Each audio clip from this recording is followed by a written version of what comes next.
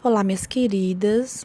Hoje nós vamos para o nosso estudo e o título que eu coloquei é Opressão versus Confiança.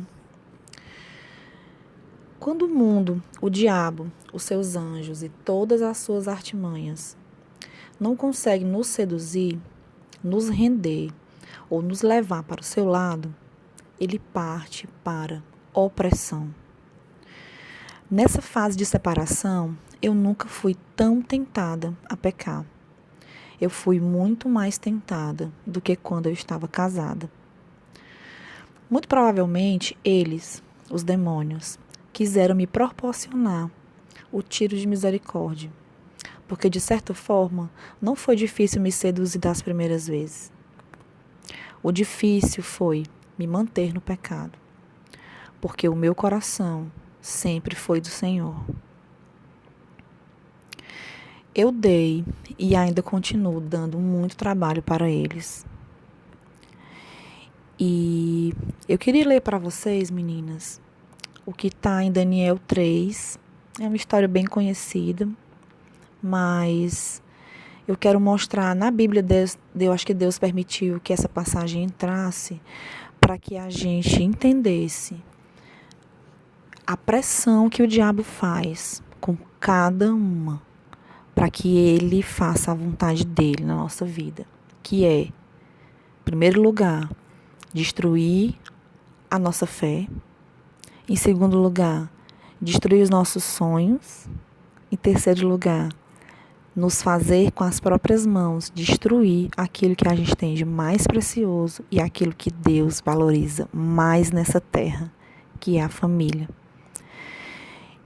E depois, Ele quer a nossa vida. Então, tudo que está acontecendo comigo e com vocês não é nada mais além de que o diabo quer a nossa alma. Ele quer levar a nossa alma para o inferno. E essa é uma forma, acho que mais fácil, que ele tem conseguido fazer isso nessa terra, nessa vida. E eu quero ler essa passagem porque ela trata justamente disso. Ela trata de uma pressão que pessoas nessa terra tiveram e foram pressionadas a fazer algo que seria o furo de um grande mandamento de Deus, né? Que é não terás outros deuses diante de mim. E essas pessoas, elas foram pressionadas a abrir mão de Deus pelo medo. Então, a forma como o diabo usa conosco, ele nos oprime e ele usa a pressão e o medo. E eu vou ler a história. Eu pensei até em não ler, tá? Porque é um trecho grande, mas eu acredito que dê tempo sim de entrar aqui no áudio, tá? Mas quem quiser acompanhar, pode abrir a Bíblia em Daniel 3. Eu vou parar aqui um pouquinho o áudio só para eu ver aqui a referência direitinho, porque eu não anotei aqui, só um instante. Pronto, meninas. Eu vou ler a partir do comecinho mesmo, do 3, tá? Eu não vou ler, assim, exatamente tudo, tal e qual está na Bíblia, mas eu vou ler o que for mais contundente aqui para o estudo, tá certo? Mas vocês podem acompanhar na Bíblia de vocês. Eu estou lendo na minha Bíblia, ela é a versão NVI. Em Daniel 3, o rei quis forçar a sua vontade utilizando uma arma muito poderosa em nós, o medo. O rei Nabucodonosor mandou fazer uma estátua que media 27 metros de altura e ele anunciou: povos de todas as nações, raças e línguas, quando ouvirem o som das trombetas e dos outros instrumentos musicais, ajoelhem-se todos e adorem a estátua de ouro que o rei Nabucodonosor mandou fazer. Quem não se ajoelhar e não adorar a estátua será jogado na mesma hora numa fornalha acesa. Assim, Logo que os instrumentos começaram a tocar, todas as pessoas que estavam ali se ajoelharam e adoraram aquela estátua de ouro. Foi nessa hora que alguns astrólogos aproveitaram a ocasião para acusar os judeus. Eles disseram ao rei Nabucodonosor: o Senhor deu a seguinte ordem: quando ouvirem o som dos instrumentos, todos deverão se ajoelhar e adorar a estátua de ouro. E quem desobedecer essa ordem será jogado numa fornalha acesa. Ora, esses judeus, Sadraque, Mesaque e Abidnego, não respeitaram o Senhor. Eles não prestaram culto ao Deus do Senhor e nem adoraram essa estátua que o Senhor mandou fazer. Ouvindo isso, Nabucodonosor ficou furioso e mandou chamar Sadraque, Mesaque e Abidnego. Eles foram levados para o lugar onde o rei estava, e ele lhes disse: é verdade que vocês não prestam culto ao meu Deus, nem adoram a estátua de ouro que eu mandei fazer? Pois bem, ajoelhem-se agora. Senão, vocês serão jogados na mesma hora numa fornalha acesa. E quem é o Deus que os poderá salvar? Então, aqui eu queria fazer só uma pausa, menina, na leitura, só para ressaltar o que a gente vê aqui, que é a mesma coisa que a gente está passando. Nós estamos sendo pressionadas o tempo inteiro para fazer algo contra Deus, sabe? E eu poderia aqui listar N possibilidades, mas vocês sabem do que eu estou falando, eu acho que eu nem preciso dizer. Nós estamos sendo pressionadas o tempo todo. E não só pressionadas, nós estamos sendo colocadas contra a parede, porque a gente, aos olhos humanos, somos muito limitados e a gente realmente não vê. A gente não vê saída na nossa história. Muitas vezes a gente não vê nada acontecendo. E a gente é questionado pelo próprio diabo. Quem é que vai salvar você? Por que ele ainda não fez isso? E aí ele joga contra nós, porque ele quer tirar aquilo que nós temos de mais precioso, que é a fé. E ele quer arrancar aquilo de nós. E ele quis fazer isso com esses homens. Ele quis tirar a fé daqueles homens para que eles se rendessem àquela pressão que eles estavam sofrendo, aquela opressão que eles estavam sofrendo. E estava em risco a própria vida deles, né? Então, foi algo muito grave, foi algo muito difícil, foi uma decisão muito difícil para eles tomarem. Se coloquem no lugar deles. E vocês podem sentir o que eles passaram ali. Vamos lá, vou continuar. E eles responderam assim: ó rei, nós não vamos nos defender. Pois, se o nosso Deus, a quem adoramos, quiser, ele poderá nos salvar da fornalha e nos livrar do seu poder. E mesmo que o nosso Deus não nos salve, o Senhor pode ficar sabendo que não prestaremos culto ao seu Deus, nem adoraremos a estátua de ouro que o Senhor mandou fazer. Ouvindo isso, Nabucodonosor ficou furioso com os 3 jovens e vermelho de raiva. Mandou que esquentassem a fornalha 7 vezes mais do que o de costume.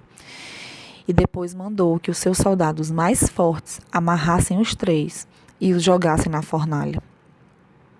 Os 3 jovens foram completamente vestidos com seus mantos, capas, chapéus, todas as suas roupas, e eles foram amarrados dessa forma e jogados na fornalha. A ordem do rei tinha sido cumprida e a fornalha estava mais quente do que nunca. Por isso, as labaredas mataram até os soldados que foram jogar os 3 jovens lá dentro. E amarrados, Sadraque, Mesaque e Abidnego caíram na fornalha. De repente, Nabucodonosor se levantou e perguntou, muito espantado, aos seus conselheiros: não foram 3 os homens que amarramos e jogamos na fornalha? Sim, senhor, responderam eles. Como é que então eu estou vendo 4 homens andando soltos na fornalha? Perguntou o rei. Eles estão passeando lá dentro, eles não sofreram nada. E o 4º homem parece um anjo.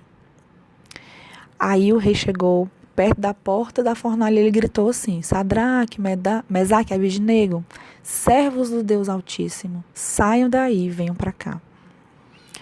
Os 3 saíram da fornalha e todas as autoridades que estavam ali chegaram perto deles e viram que o fogo não havia lhes feito mal algum. As labaredas não tinham chamuscado nem um cabelo de sua cabeça. As suas roupas não estavam queimadas e eles não estavam com cheiro de fumaça. O rei gritou: que o Deus de Sadraque, Mesaque e Abidnego seja louvado. Ele enviou seu anjo e salvou seus servos que confiam nele.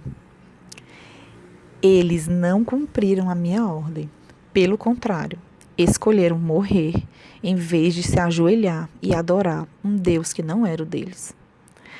Por isso, ordeno que qualquer pessoa, seja qual for, raça, língua ou nação, que insultar o nome do Deus de Sadraque, Mesaque e Abednego, seja cortado em pedaços e que sua casa seja completamente arrasada, pois não há outro Deus que possa salvar como este. Então, o rei Nabucodonosor colocou os 3 jovens em cargos ainda mais importantes na província da Babilônia. Nesse caso, meninas, esses rapazes, eles poderiam até ter se rendido. E Deus, ele poderia ter sido misericordioso, poderia até os ter perdoado num futuro. Mas não teríamos esse testemunho incrível e impactante, que nos fascina até hoje, e que nos demonstra o quanto Deus é poderoso e fiel para aqueles que pagam o preço por seu nome. E opera milagres em nós, quando confiamos totalmente nele. Muitas vezes eu vejo a ciência tentando explicar situações, milagres relatados na Bíblia. Bom, esse realmente é um mistério de Deus. Como explicar que em uma fornalha ardente, tão quente, que os soldados que atiraram os 3 rapazes foram consumidos na hora? Os rapazes jogados, eles e suas vestes, saem ilesos no meio do fogo. Isso é mágico e surpreendente. Isso é confiança no poder de Deus. Como explicar que 3 pessoas acreditem tanto num Deus a ponto de abrir mão de suas próprias vidas? Eles disseram: se Deus quiser, Ele nos livra. Se Ele não quiser, não livra. E a confiança deles não se abalaria. Isso é demais. E na nossa segunda parte, meninas, eu queria ler um trechinho de um livrinho que eu encontrei aqui mexendo nas minhas coisas. Encontrei um livrinho antigo, o nome dele é Ser Cristão numa Cultura Sedutora, de Alcides Martins Júnior. Eu vou deixar a foto depois desse livretinho, tá? E eu folheei ele e encontrei no final, inclusive sobre isso que nós acabamos de ler. E eu vou ler um trechinho para vocês, tá? Tá no finalzinho desse livro. E ele intitula aqui, Confiar totalmente em Deus. Não havia dúvida em seus corações quanto ao poder de Deus. Se o nosso Deus, a quem servimos, quer livrar-nos, Ele nos livrará da fornalha de fogo ardente e das mãos do rei. Daniel 3,17. Entregaram-se à soberania de Deus, na certeza de que suas vidas estavam nas mãos dele, e não nas mãos de Nabucodonosor. O Senhor não deixa quem espera nele à mercê dos que se imaginam senhores das vidas alheias. Toda a Bíblia proclama a presença e o cuidado de Deus por seus filhos. Um discípulo de Cristo nunca está só ou desamparado. Primeiro, por causa da onipresença do Pai. De maneira alguma te deixarei, nunca, jamais te abandonarei. Assim, afirmemos confiantemente: o Senhor é o meu auxílio, não temerei. Que me poderá fazer o homem? Hebreus 13, 5 e 6. Isso sem falar do anjo do Senhor, que se acampa ao lado dos que o temem, para livrá-los. Os acontecimentos relatados pelo próprio Daniel em seu livro não deixam a menor margem para dúvidas quanto ao livramento do Senhor. Quando Deus os livra de forma miraculosa do meio de um fogo ardente, ele os tira ilesos, como se nada tivesse sido feito a eles. E o discípulo de Cristo, ele nunca estará desamparado, porque não há impossíveis para o Deus onipresente a quem servimos. O nosso Senhor é aquele que anuncia salvação e a realiza. Quando ele ordena a sua bênção, ninguém tem poder para fazê-lo retroceder. É o Senhor dos exércitos, é o Senhor dos senhores, magnífico é o seu nome. Está entronizado acima dos querubins, habita a eternidade e o coração dos contritos. Agindo Deus, quem o impedirá? Às vezes, os problemas nos parecem acima de nossa capacidade de encontrarmos soluções. Mas é exatamente nessa hora, quando se acabam as nossas esperanças de resolvermos a situação por nós mesmos, que aprendemos a confiar no Senhor. Não há problema o qual Deus não possa dar jeito. E o mais, o Senhor tem prazer em socorrer-nos na hora da tribulação. Basta confiar e esperar, sabendo que o Senhor age como quer e quando quer. Além de soberano, ele não tem pressa. Porém, temos a certeza de que ele sempre fará para o nosso bem.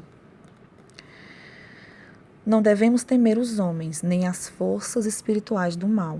Suas ameaças encontram resposta certa no cuidado de Deus.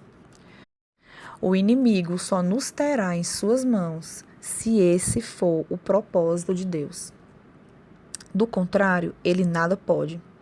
Suas setas malignas podem ser lançadas contra nós, mas no meio está a sua mão protetora, a mão do Todo-Poderoso. Ele é o nosso escudo.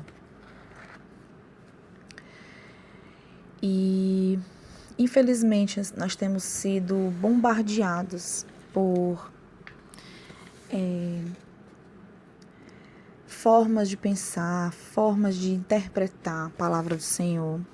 E eu acredito que de forma muito errada. Eu não gosto muito de me posicionar, porque eu sei que nós temos pessoas aqui de várias denominações e de várias religiões também. Mas eu não queria deixar de ressaltar algo que tem acontecido muito em nosso meio, principalmente nas igrejas e entre nós. E as pessoas elas estão sendo ensinadas a pensar que tudo vai acontecer de acordo com suas vontades e que Deus é a varinha de condão sempre disponível. Então, essa imposição que tem acontecido a Deus, isso é totalmente errado. Você chegar para Deus e você dizer que isso vai acontecer, você chegar determinando qualquer coisa.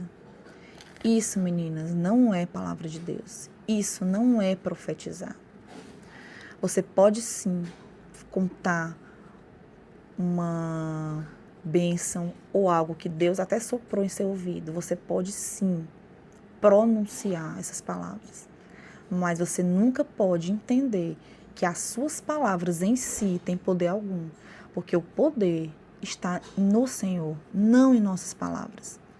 O poder está no Espírito Santo que fala conosco, não em nossas palavras. Nossas palavras não têm poder algum. Deus não é um gêniozinho da lâmpada. Ele não é um serviçal, como nas histórias das Arábias. Deus é o Senhor. Ele é o Senhor do céu, da terra e do inferno também. A nossa resposta à opressão que quer levar-nos a adorar a criatura no lugar do Criador é a submissão incondicional a essa soberania e a aceitação plena da vontade de Deus para a vida ou para a morte. E eu pergunto a vocês agora, a quem vocês vão servir na hora que vocês tiverem que tomar essa decisão? Quando a opressão vier, quando a pressão vier, quando o medo vier, e ele vem, se é que já não veio, o que você vai fazer? A quem você vai servir? Você vai se curvar? Você vai se curvar diante do medo, da pressão e da opressão? Ou você vai pagar o preço e ficar ao lado de Deus? A escolha é nossa. Deus está ao nosso lado para nos fazer passar por todos esses momentos, como ele estava ao lado de Sadraque, Mesaque e Abednego, e da maneira miraculosa como ele salvou aqueles 3, pode nos salvar também, meninas. Nunca percam essa confiança em Deus.